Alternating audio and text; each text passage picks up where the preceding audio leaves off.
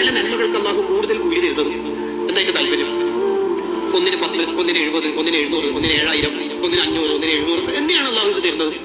നൈസാബൂരിമാമ അതിന് മറുപടി പറയണത്, ആഖിറത്തിലെത്തിയാല് ചില ആൾക്കാർ കുടുങ്ങും. അവരാണെങ്കിൽ പരമാവധി അള്ളാഹുവിനോട് നന്നാവാൻ ശ്രമിച്ചിട്ടുണ്ട്, അവസാന കാലത്ത് തൗബയൊക്കെ ചെയ്ത് നന്നായിട്ടുണ്ട്.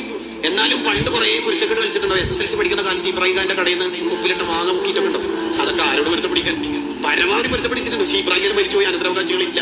എല്ലാ സാധ്യമായ രീതിയിൽ മുമ്പിൽ ഇടപെട്ടിട്ടുണ്ടെങ്കിലും എന്നാലും ചില പ്രശ്നങ്ങൾ മുമ്പിൽ മനുഷ്യരെത്തുമ്പോൾ ഉണ്ടാവും. അങ്ങനത്തെ ആൾക്കാർ ആഗ്രഹത്തിലെത്തിയാൽ ഇവർക്കെതിരെ വാദിക്കുന്ന ആൾക്കാരൊക്കെ ഇങ്ങനെ വരും. എന്താ കാര്യം? എന്തിനാ വേണ്ട? എന്താ റീബത്ത് പറഞ്ഞിട്ടുണ്ടെന്നില്ല, ഇതിൽ നിനക്കെന്താ വേണ്ടത്?